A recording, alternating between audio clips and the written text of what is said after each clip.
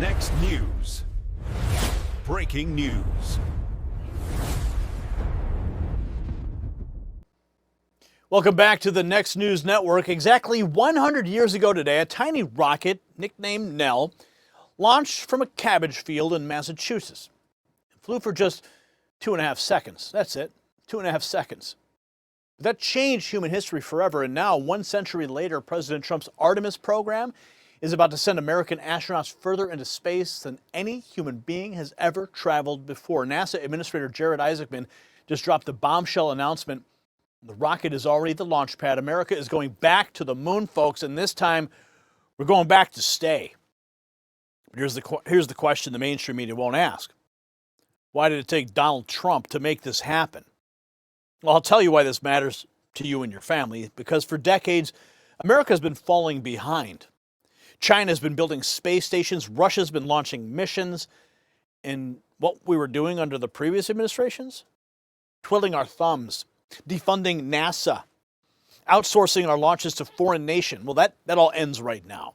President Trump created the Artemis program during his first term, and on his first day back in office, he told NASA Administrator Isaacman, don't just go back to the moon, go back to stay.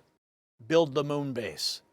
Pick up where Apollo 17 left off. This is not just about planting a flag, patriots. This is about American dominance in space for the next century. It's about your children. It's about your grandchildren looking up at the moon and knowing that Americans built a permanent outpost there. It's about the jobs. It's about the technology, the innovation that will be flown back down to Earth. When America leads in space, America leads everywhere. The April 1st launch date is set. 4 astronauts, including one from our Canadian allies, are about to make history, and it's happening because we have a president who believes in American greatness. Now, we're watching America reach for the stars. You need to make sure your own financial future is just as secure, because new numbers out of Washington show inflation's on the rise again. Another threat to you and your savings account and your retirement. So ask yourself an honest question. Does your dollar go as far as it did 10 years ago, 5 years ago, even last year? What does the next decade look like for you and your savings? Just like America is investing in our future with the Artemis program, you need to invest in your future with something that holds real value. If your portfolio lacks exposure to gold, one of history's most reliable economic hedges, it's time to rethink your strategy.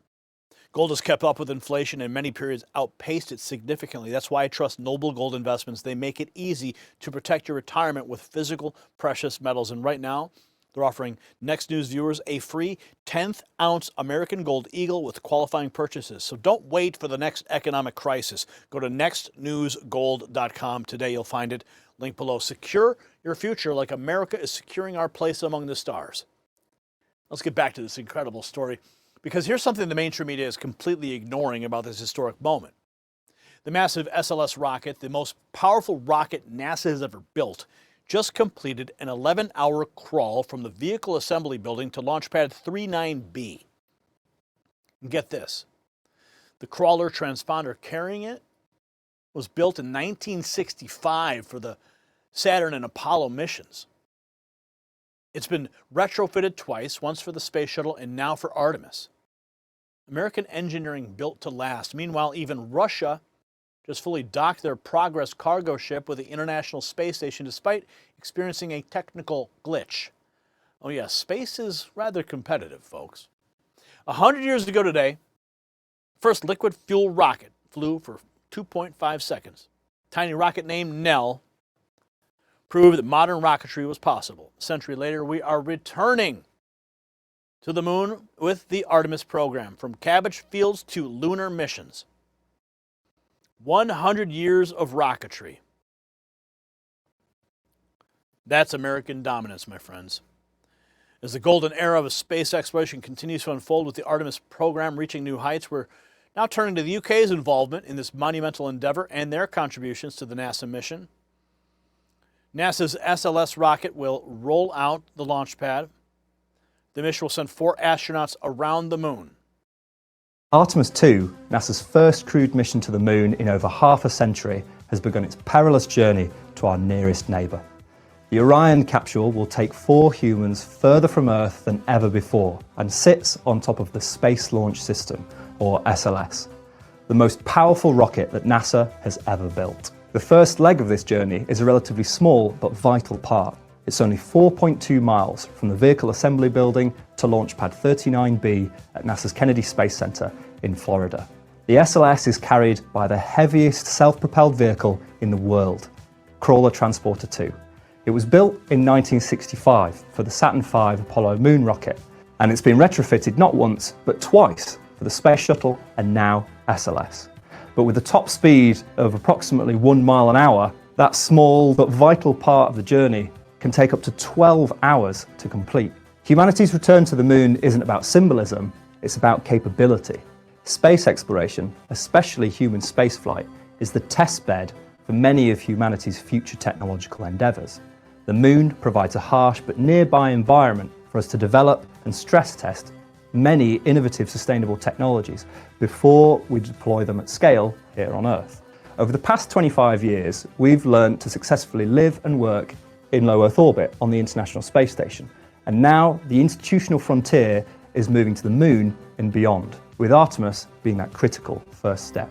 Artemis 2 will see the first woman, Christina Cook, the first Black American, Victor Glover, and the first Canadian, Jeremy Hansen, alongside Mission Commander Reed Wiseman, travel beyond low Earth orbit and visit the moon for the first time since 1972, paving the way for humanity's long-term presence on the lunar surface and eventually Mars.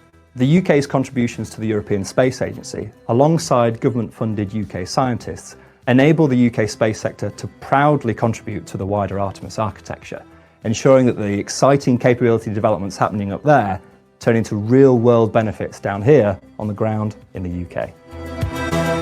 You know what's funny? The UK news putting this out, they want to highlight the diversity, right? The first woman, the first black person, and the first Canadian. Yeah, I find that to be rather amusing, that they're lumping Canadians in with the minority. With the stage set and Artemis's rocket poised at the launch pad, take a closer look at the final preparations as countdown begins. This morning at 11:21 a.m.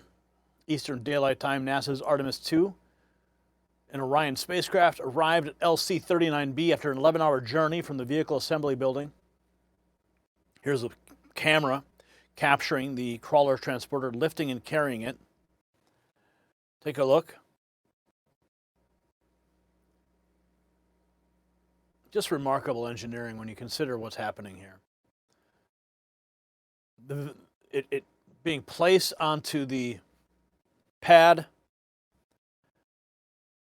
and then released and going on its mission to the launch pad. Just remarkable when you think about what it takes to make it happen. Clearly, the excitement is mounting as Artemis 2 prepares for launch. NASA Administrator Jared Isaacman making a critical announcement about Trump's role in reviving America's lunar missions. Listen to this. Yes, sir. The next chapter in America's journey to explore the solar system rolls out of the Vehicle Assembly Building tonight. So Artemis 2 and the big SLS rocket, it's going to make its journey back to Launch Complex 39B. And we are setting up for April 1st for a launch attempt that will send NASA astronauts, one Canadian Space Agency astronaut, potentially farther into space than any human has ever traveled before, around the moon on a 10-day journey to test out the vehicle, return safely to Earth. But this is just the beginning of President Trump's Artemis program that he created during his first term, where he said, go back to the moon. And then actually on my first day on the job, he said, don't just go back to the moon, go back to stay, build the moon base, make sure that we pick up where Apollo 17 left off, undertake repeatable, affordable missions to the lunar environment, make it a proving ground for subsequent missions, maybe someday to Mars. So we're just getting going again. Just getting going. I'm not going to say anything about the size of his ears. While we're witnessing groundbreaking strides with Artemis 2, let's not forget the routine yet crucial operations taking place aboard the International Space Station, where Russia and international cooperation continues successfully. Here we have this. Roscosmos Progress. MS-33 cargo ship successfully docks with the International Space Station.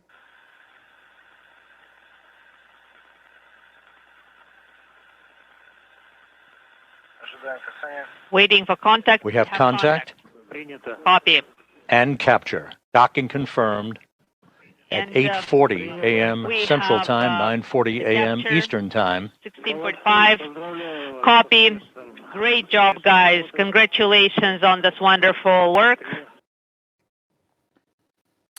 Despite recent technical challenges, Roscosmos showcases its continued collaboration with the International Space Station, reinforcing the global effort in space exploration. Russian cargo spacecraft suffers a glitch after launching towards International Space Station. So here's what the establishment media will never tell you. This Artemis program, this return to the moon, this bold vision for America's space dominance, it exists because of one man, Donald J. Trump. He created it during his first term. The Biden administration tried to slow walk it, delay it, and defund it. And on day one of his second term, President Trump told NASA to go bigger. Don't just visit the moon, build on it. Make it a proving ground for a mission to Mars. This is the difference between leaders who believe in America and American exceptionalism and bureaucrats who manage our decline. April 1st, Patriots, 4 astronauts, 10 days around the moon, farther than any human has ever traveled. This is Trump's America reaching for the heavens. So 100 years ago, what happened? Robert Goddard launched a tiny rocket from a cabbage field, and the world laughed at him. Today, President Trump's Artemis program is about to send Americans around the moon and establish a permanent lunar base. That's the American story, folks. We dream big, we get mocked, and then we win. So I want to know what you think about America's return to the moon. Drop a comment below and tell me, are you proud to see American astronauts leading humanity into space again? Yes or no?